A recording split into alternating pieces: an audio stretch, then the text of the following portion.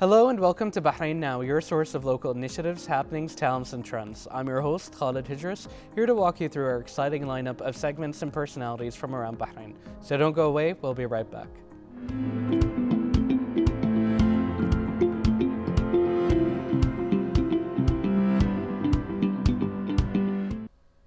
Education on the Road, a cross-continental mission from Bahrain to Italy by Dr. Shaikh Saqer Al Khalifa in a unique initiative filled with passion and aiming for knowledge.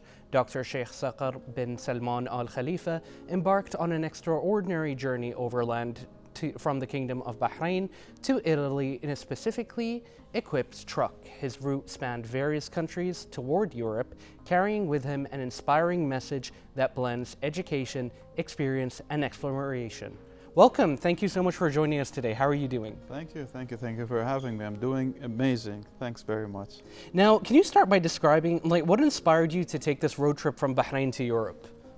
Well, to be honest, there are so many countries that we meet people from those countries, but when we meet them, we don't meet them in their own countries. We meet them either when we travel to events or to big capitals. So you don't see the people that are from those countries. You see those who are able to travel. You don't see people in their own natural habitat, for example. So what inspired, I think it's just to know more. And I have this map. It's a scratch map in my office.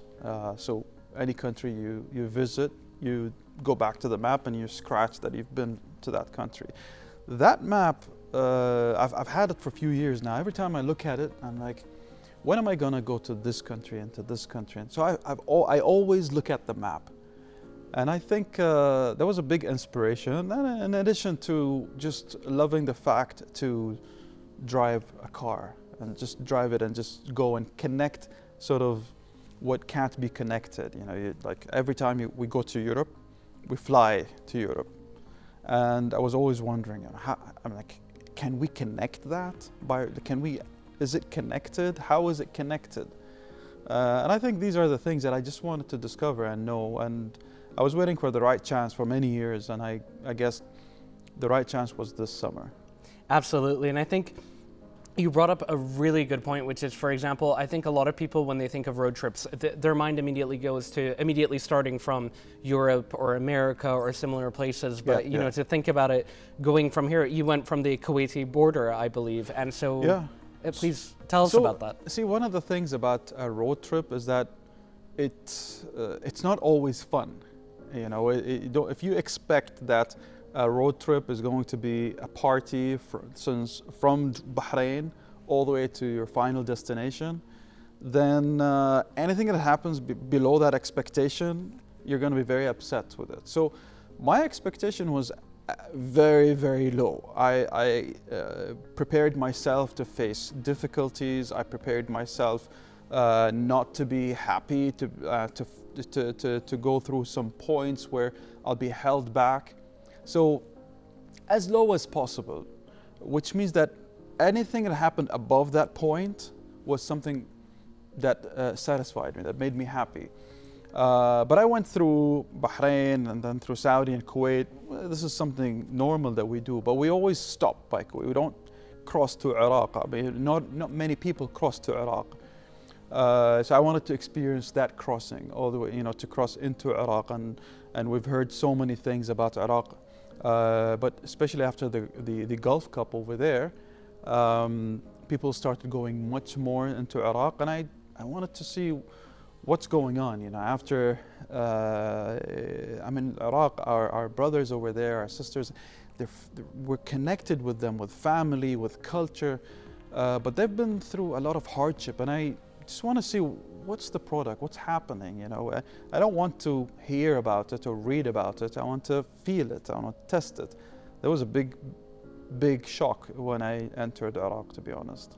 You know, I really admire that your approach to traveling It's not very tourist trappy. It's very much about experiencing even the highs and lows, like you mentioned. You know, for example, a lot of people when they think about going on a trip, right, they're thinking about the highlight reel. You were going in already knowing that you, like you said, you're not always going to be happy. There are going to be some difficulties. Could you tell us a bit more about those difficulties? Like, were there any challenges you faced, and how did you overcome them?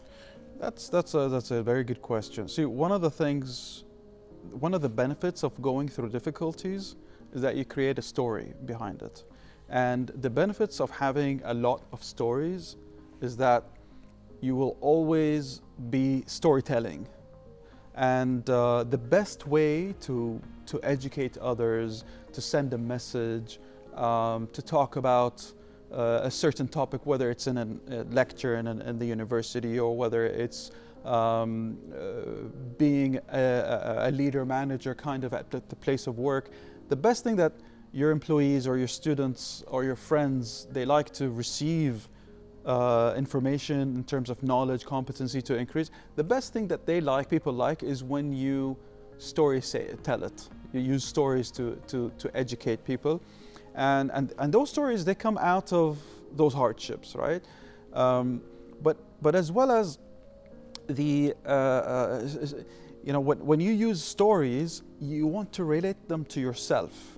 And when you put yourself in that shoes, when you're saying to someone, listen, I want to educate you about this specific topic. I heard from a friend of a friend, that's when you lose them. When you say, let me tell you what I've been through. Let me tell you what I've experienced. Let me tell you how this topic is related to this. You grab more attention because you get the respect of your friends, of your students and colleagues. Like, okay, my boss, my manager, my professor has been through that. Oh, tell me, what have you been through, right? So this is why I was excited to actually, it was tough, but I was sort of excited to get to know more, right? So a lot of different countries that I've passed through, I'd say, I'd say around maybe 13 or 14 countries. The first thing you feel is how much do they care about making money out of tourism, right? Some countries they acknowledge that they can be well off if they focus on the tourist, on being attractive to people around the world, on making sure that when they come, they spend as much money as possible, making sure that they stay in your country as long as possible. And that's something that I did not get when I traveled to Iraq at all. I felt like, it was a difficulty entering the country, and it was a difficulty staying there, and it was I felt like they're missing out on a lot of potential revenue from tourism. They do focus on other types of tourism that is not related to traveling, or tourism, religious tourism, for example, something like that. But even that, we keep on hearing a lot in the news, and I heard it before I went there that, okay, the travel visa is very expensive, the licensing or traveling there's a lot of difficulty, people in buses are getting held up on the border for a long time. And when I went there, I sort of faced the same thing, and I felt like I was talking to a lot of them. I made a lot of friends, and they all understand that, but somehow I feel that they're very early into understanding how tourism is very important to Iraq. It is a beautiful country. The people are amazing. I've made a lot of friends. But somehow it's a system that has nothing to do with the people or the country. It's just a bureaucratic system that I think they're resolving right now that can be very welcoming to tourism so that we can actually go there and enjoy. It is a very, very beautiful country. One thing I'm noticing is when you're talking about Iraq, you're not talking about it as if it was just like a destination, right? You've really engaged with the communities there. Yeah. You clearly have an understanding of industry, politics, and the economy of the place.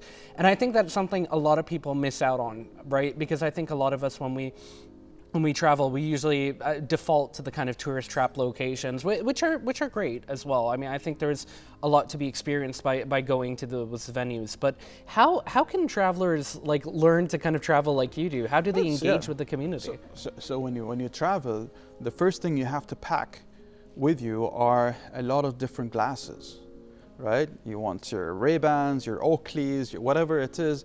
But what I'm metaphorically speaking about is you need a glass that you can see. You need a lens. You need a political lens. You need a cultural lens. You need a economic lens. You need a social kind of lens as well, social classes lens. You need an ideological lens. And when you travel, you have to just switch in between them. Like, okay, now let me put on the glasses that can see things from an economic perspective. How can from an infrastructure perspective, you need an infrastructure lens. How can this road be better, right?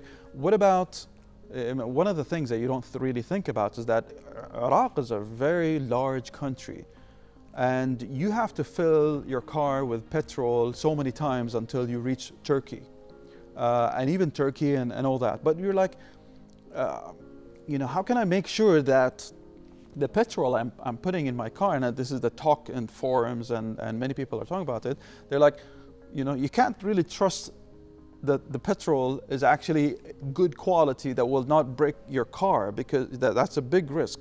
So I had to carry a lot of petrol with me and be very wary on, should I fill my car with the petrol station over there? And the petrol stations, they look like, you enter a home or a compound, there's like a boundary wall and a gate, and you enter a gate, and you're very skeptical. I'm like, I have a lot of different countries to cover. Am I gonna be just stopping right here? So, you have to do a lot of prayers. Absolutely, I can imagine. And now I really want to ask you something, because you clearly have a very you have a great perspective, clearly, for nations and for people.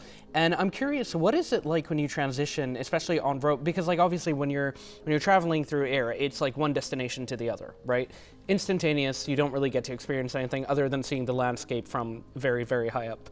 But when you're actually driving through different nations, different countries, what pops out in your mind? Like, what do you see? What are the differences that you notice as you cross borders? Let's see. In 2001, I started my master's in the American University in Washington, D.C. I was so lucky to have a professor. His name was Edmund Gharib. He was a specialist in the Kurdish region and the Kurdish issues, right? So when so many countries were separate, Kurdish people didn't end up with their own country, and he was a specialist on that. So I did one of my research that I did back in 2002, 2003, doing my master's, was on Kurdistan. So I really wanted to go to that region and see how Kurdistan is in Iraq. How are they operating? So I was so excited to go there because I graduated in 2003, and I've always been following about the Kurdish area, because Kurdistan is sort of northern Iraq, a little bit of Turkey and Syria, so when I went there, I was overexcited. Everyone was like, over there, the people, they just live a normal life, but I was like overexcited. Beautiful areas, amazing people, and you sort of get the sense that, like, at the beginning, some of them speak Arabic and Kurdish, and then at the border, they just speak Kurdish. And then when you cross into Turkey, they speak Turkish and Kurdish, and then slowly just Turkish. So you feel that how the language is changing, and you feel that it's the flow is very generic, and it's you can't really tell in the border the difference between Kurdish and Turkish. They just mix it all up.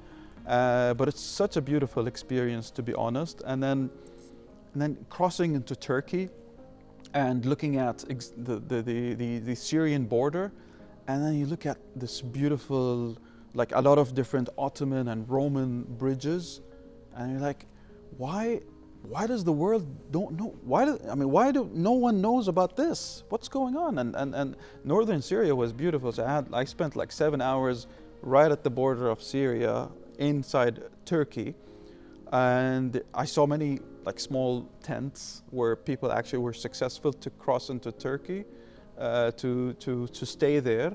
And now many of them, especially when I reached Adana, many of them are preparing to go back to Syria.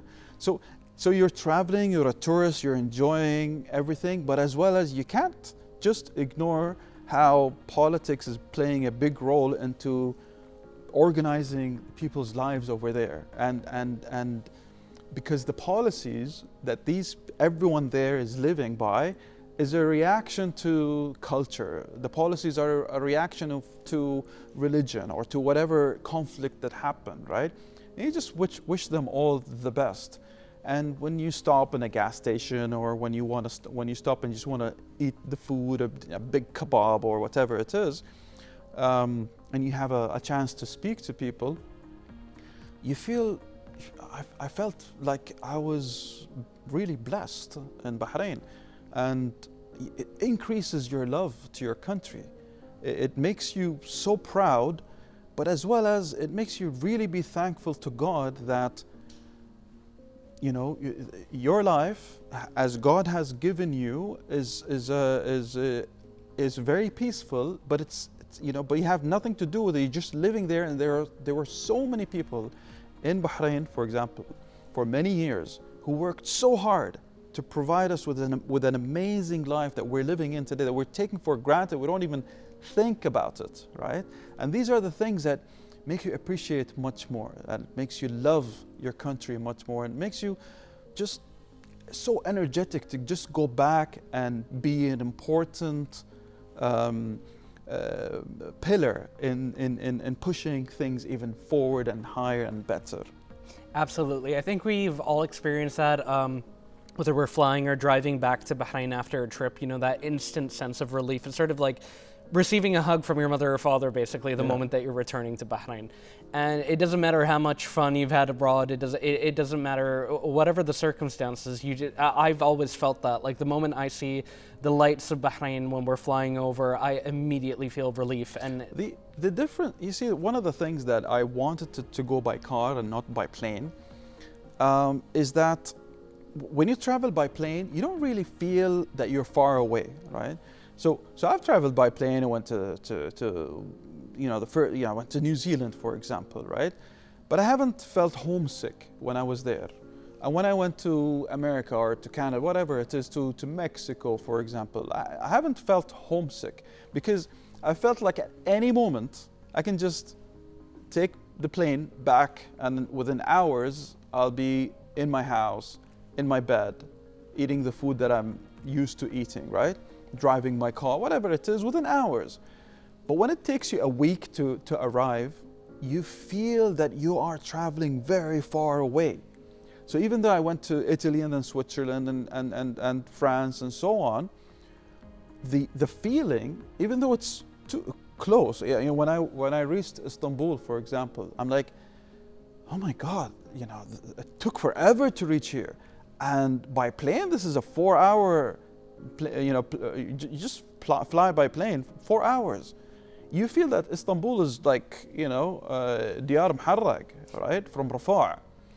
But when it takes you, when you drive for a long time, they're like, oh my, how did the people before me hundreds of years ago reached here? What did they carry with them? What did they have to do? How did they pass all of these mountains? Right? Literally, there are mountains in Turkey between Istanbul and Adana that I saw a lot of trucks struggling to go up those mountains. They had to, you know, go on the side. Their engine was smoking because it was so steep. I was like, then what about horses and, you know, and how did they get over there, and carriages and all that stuff, right? And it just makes you just think of our ancestors and how tough they were. So, you know, so it's like, I need to toughen up. We have, our ancestors really struggled to expand the land as much as possible, especially when Turkey, how big Turkey was huge. I passed the distance it took me from the border of Iraq, from Turkey to the border with Bulgaria. That distance was exactly from the border of Turkey all the way to Spain. Turkey is that big, and we just don't recognize it. It's really a very, very big country, and they've worked so hard. The infrastructure, I mean, the beginning was a rocky road next to Syria, but then the roads are huge, and it's all up and down, and windmills, and you name it. It's just looking at all of that, just appreciating how much people are working hard to develop their countries, to be and to be very productive, and to think about, you know, how do we create something and export it to the world. This is something that was, you know, I was like, human beings, we don't see ourselves how when we work together, how much we can produce. Absolutely. And I think, again, something I'm in awe of is the way that you approach travel is very contextual. I'm curious, were you always this type of traveler, or was there like an event that kind of made you see travel a bit differently? Well, you know, but I mean, I'm a political scientist, and this is what I like to. I've been, you know, since 1998 when I graduated from IKNS. I selected this major without knowing exactly what it's all about. It's just because so many of my friends chose business and finance and accounting. I just wanted to be different. But then I started discovering, when I started reading about history, and I started reading about different politics and different governance style and all that stuff. But I think, you know, if you ask my friends, I think they will say that I'm a bit philosophical when it comes to seeing things.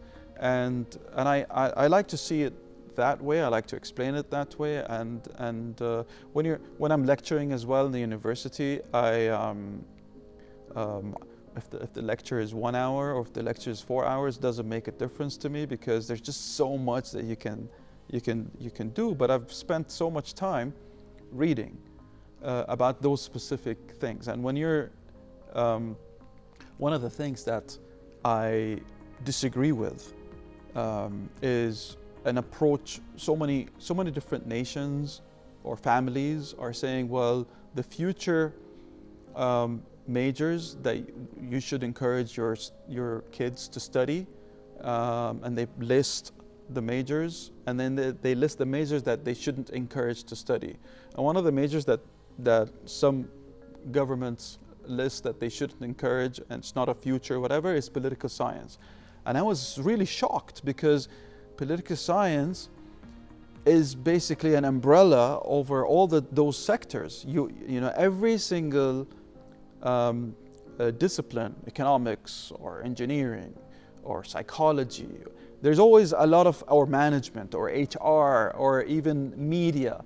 There's always politics into it. You yourself, you know, if you don't know political science, for example, or political media, if you want to call it, you won't be able to perform your job to the best when someone is getting into that specific area. You'll be clueless that where is the power struggle, for example. You know, sometimes you work in a place and the manager is not the strongest employee. It's someone under him that you need his blessings so that the manager can approve a leave, for example, right? So there's politics everywhere.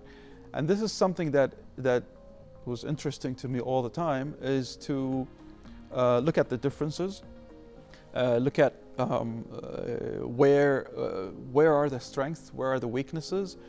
But when you're so much into it, you want your country to be the best. So you always ask yourself a question: what can we do better? And going on that trip, one of the things that I wanted to discover is, what are other countries doing better than us, so that we can learn how to do it better? Because it's never enough, right? We have roads, we have infrastructure, we have malls, but it's never enough. And I think we're falling behind in creating an infrastructure that supports people walking in the streets, you know, walking, cycling, jogging, running, and just being very active. And I'm not talking about just encouraging the youth or just encouraging elder people who are working to go to work on a bicycle. I'm talking about, you know, encouraging 3-year-olds and 4-year-olds to go to their friend's house on a bicycle. Now, if you have a 6-year-old or 7-year-old son or a daughter and you want them to go to their friend's house, what are the chances in Bahrain that we will just tell our kids, okay, just go? You know, the chances are very low. Slim to none. Yeah, but over there, like when I was in Switzerland, I saw it. I saw kids who are, you know, 6 and 7 years old.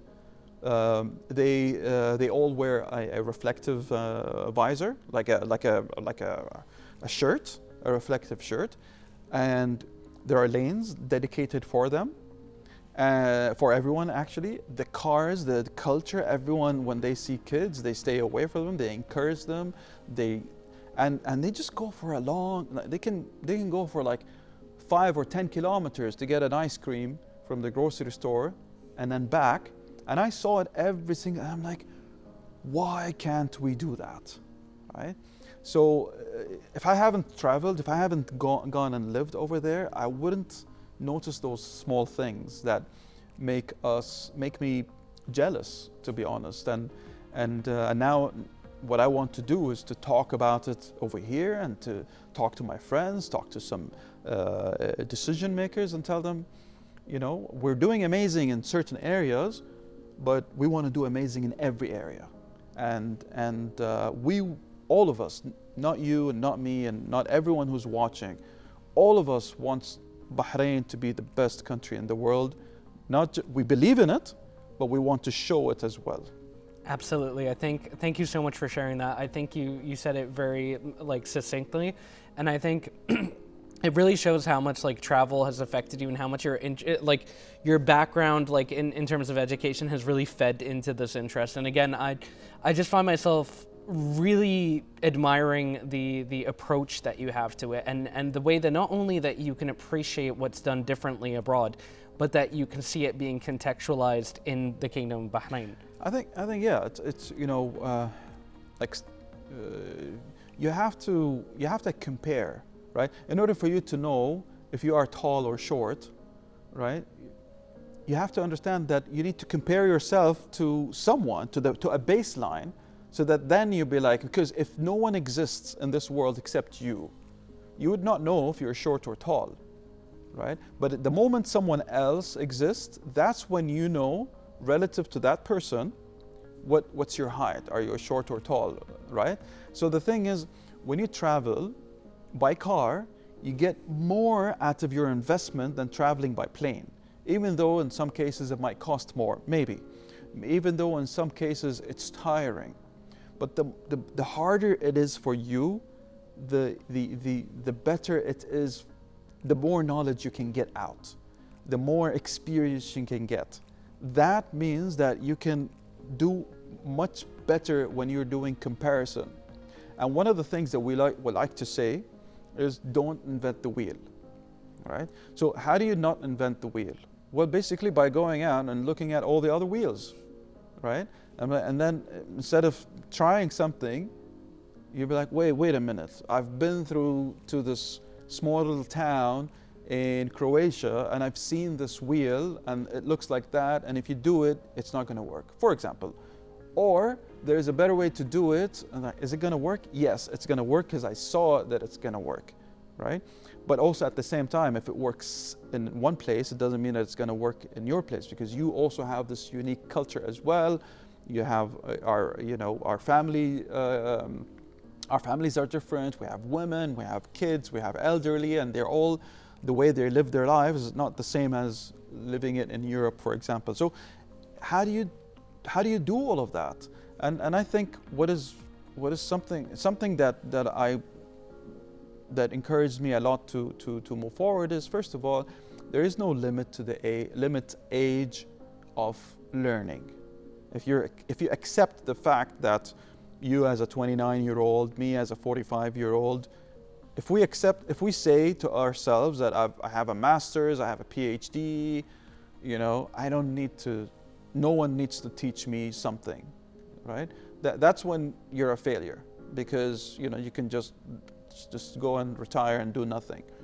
But if you believe in yourself that even at the last day of your life, you can create a positive change in this world, you have to be able to, you have to do it. And that's the belief that we need to have, so that our generation is connected very well to the next generation. We don't want them to do our mistakes. We want to do all the mistakes so that when the next generation comes to take our place, they don't do the mistakes that we did. So we feed them a better life, and they feed the next generation a better life. So we can't target, for example, Bahrain to be, let's be realistic, right? We can't be like, okay, Bahrain is going to be the richest, best, most advanced country in the world within 3 years. That's yeah, let's dream about it. But there's, you know, let's have a more realistic dream by saying, well, let's take 40 years, let's take 50 years. You know, let's do a really good plan. Long-term plans are better, and we have the infrastructure here in Bahrain, whether it's political infrastructure or economic infrastructure. We have the infrastructure that allows us, even the familial infrastructure, we have the infrastructure that allows us to actually have long-term plans. Whereas other countries that are competing with us on the international level, they don't have those strengths. And our strength as a smaller country as well is that we have more flexibility. And you can't learn all of that unless, you know, you invest in yourself. You fix your car, you tell your family, you know, and your friends goodbye. You just drive and learn, make friends, keep driving until, you know, I got really homesick, by the way. I got really sad. I was like, when am I going to go back? But I had targets, and I needed to achieve those targets. I didn't achieve all of them, but I achieved other targets that I didn't think that I would. And then I came back, and now I'm sharing all of this. You know, it's beautiful. And to quote yourself, I mean, it doesn't matter that you didn't hit all of them, because you hit some of them. And, you know, that's kind of part of being realistic about your goals as well. So, I mean, I would say that even just embarking on this trip was a massive achievement in and of itself. And now I also know that you've been broadcasting parts of this journey to your 110,000 followers on Instagram. Yeah. I'm curious, what was the engagement like? What did people have to say about it? Well, many people are surprised that I am actually doing it, that I actually went by car. I mean, I was like, you've done this? Really, you've done this? To me, I feel that it's a normal thing. It's not really a big sort of achievement, because all you have to do is have a place to sleep and drive, sleep, drive, right? But then when I see it from their perspective, I think, you know, even when I was in Europe, people were like, "Oh, you have a Bahrain license plate." So the followers on Instagram, yeah, they were asking a lot of questions. Where did I go? What's going on? What are you learning? How did you do it? When did you leave? How long did it take? Everyone is asking, how long did it take you? And they're asking, how did you cross Iraq? You actually crossed Iraq, you know? And they're asking about, because Iraq, there are like 30 checkpoints going through Iraq, and everyone was like, they stopped me and they're like, come down, sit, you know. So I am explaining to them about Iraq, I'm explaining to them about Turkey. I got held up in the Iraqi-Turkish border for about 8 hours. Wow. Yeah, they wanted to see every single thing that I had in the car. So I packed up so many things. Did they make you unpack everything to show them? Yeah, they said, everything that's in the car, take it out. Wow. So I had like a lot of food in the fridge. I had a fridge. There was a lot of, so I put the food outside. It was more than 40 degrees. So I put the food out, all the, you know, everything. Even if I had like a pillow or whatever, everything. I had bicycles, and they just looked at, I had water. They had to taste the water. To make sure, and it was very difficult. Coming back, I was so scared that this is going to happen. I really wanted to come back very quick. Because I did an Ironman on a Sunday, and my twin daughter's birthday was on a Thursday. So I wanted to reach Bahrain for their birthday.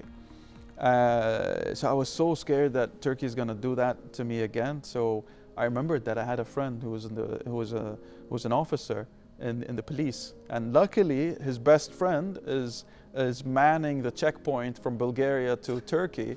So coming back, I spent maybe less than 3 minutes on the border before going in, treated VIP treatment. Same thing happened to me as well entering Iraq.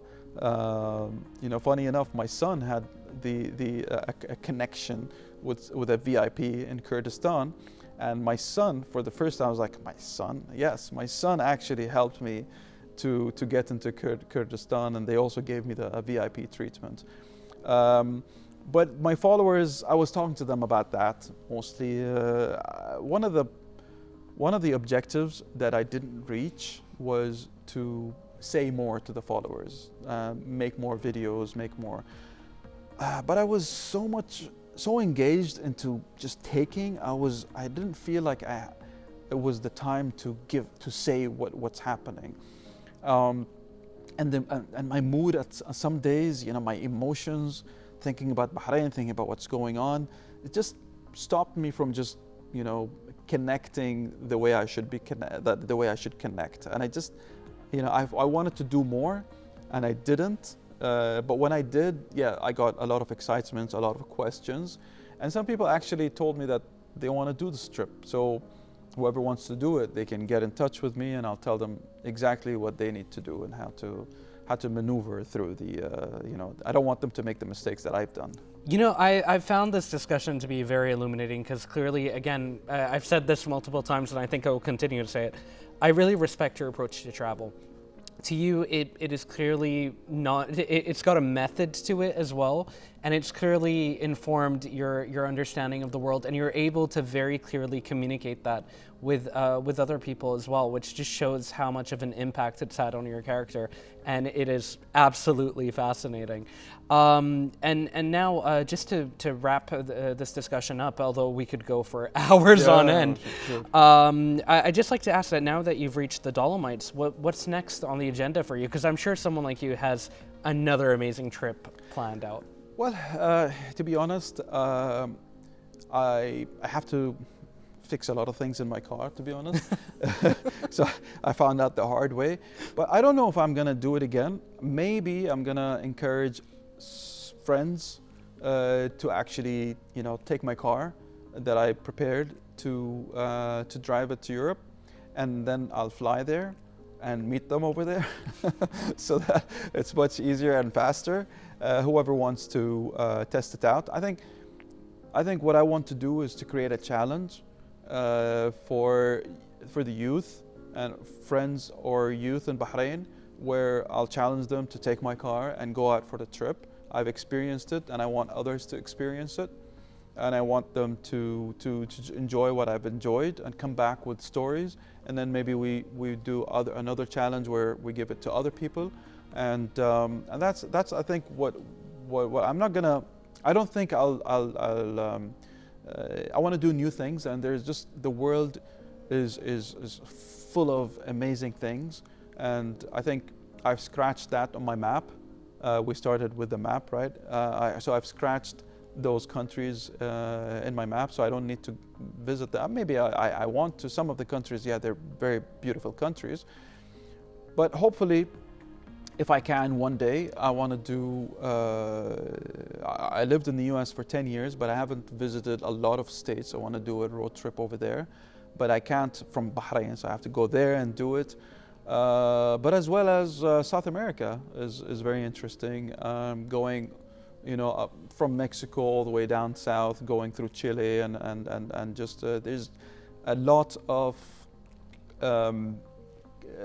knowledge and a lot of cultural, I would say, a lot of positives, a lot of good outcomes, great people who exist over there. And I think that's one thing that we're close to Asia, so Asia is fine, Europe is fine, Africa is okay, but going to the Americas over there is something that is interesting. But to start with, yeah, I'm going to find a project to do with my car, find people and challenge them to go and do this trip. I think this is what I want to do.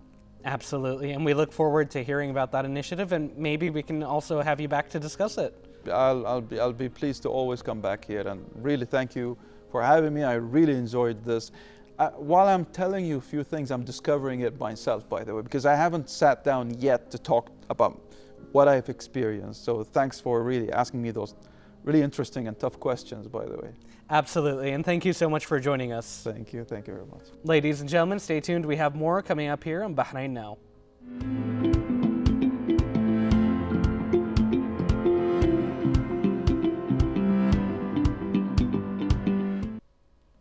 And now let's take a look at what's going on beyond the studio in the following report.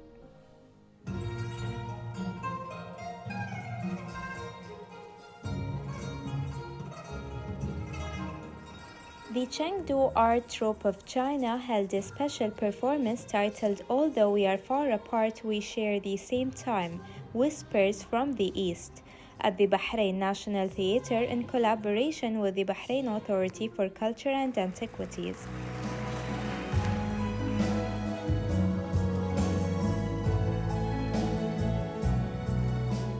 This time we are an art team from Chengdu, China. We will perform just like folk music, Sichuan opera, and some cultural dance to invite more Bahraini audience to visit and explore our beautiful city. And this time we also have some integral cultural heritage, just like the Chinese knot, Chinese palm weaving, and some just like I'm dressing the clothes. Chengdu is the hometown of giant panda, and there have so many splendid culture and nature and scenery, and we want to more and more Bahrain people to come to Chengdu and travel Chengdu, visit Chengdu, and in the future, because China has offered the visa-free entry to Bahrain, so we want to more friends from Bahrain to visit and explore our city. The event saw the attendance of the Chinese ambassador to the Kingdom of Bahrain, Farah Mohammed Matar, Director General of Culture and Museums at the Bahrain Authority for Culture and Antiquities, and diplomatic envoys in Bahrain from multiple countries, which attracted over 1,000 attendees, including local residents and members of the Chinese community. It's going to be our National Day and our traditional Chinese Mid-Autumn Festival soon. So we're gonna have this event to present our beautiful cultures to the Bahraini people. We really hope this culture event would be the bridge between Bahraini and the Chinese culture. So we could show you our Chinese culture, and the Bahraini people have the chance to know what the Chinese culture would be. Because only when we know each other better, we can be strongly tied together. Only when we appreciate each other's culture, then we would be better in the collaboration with the culture. The evening opened with the elegant Sichuan-style dance Happy Rain on a Spring Night, setting a poetic tone for the night. Audience were then treated to a rich lineup of performances, including contemporary folk music pieces, a moonlit night on the Spring River, and new ambush on all sides with Changguan, the acrobatic act Bronze Secrets, the dances Chinese Monel, and home of giant pandas, the Sichuan opera Face Changing, a martial art, Dao techniques, and the traditional balancing act, drum kicking. The performance was met with enthusiastic applause and frequent cheers from the audience. Attendees expressed their admiration for the high artistic quality and cultural richness of the performance.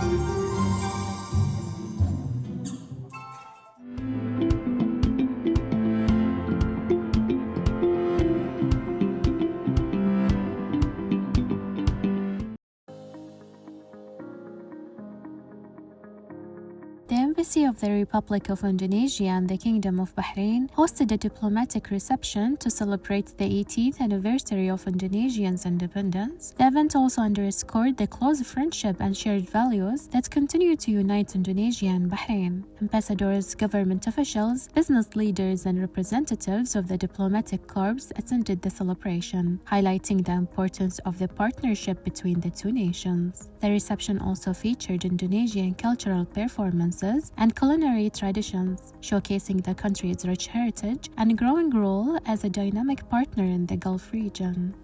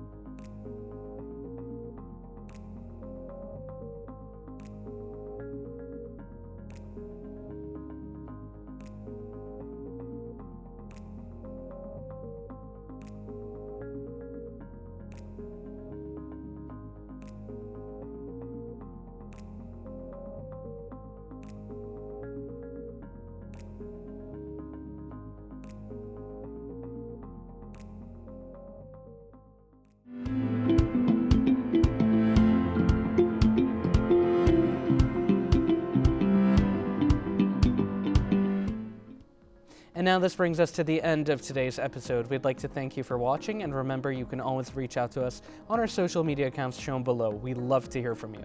This was Khalid Hidris. Until next time, good night and God bless.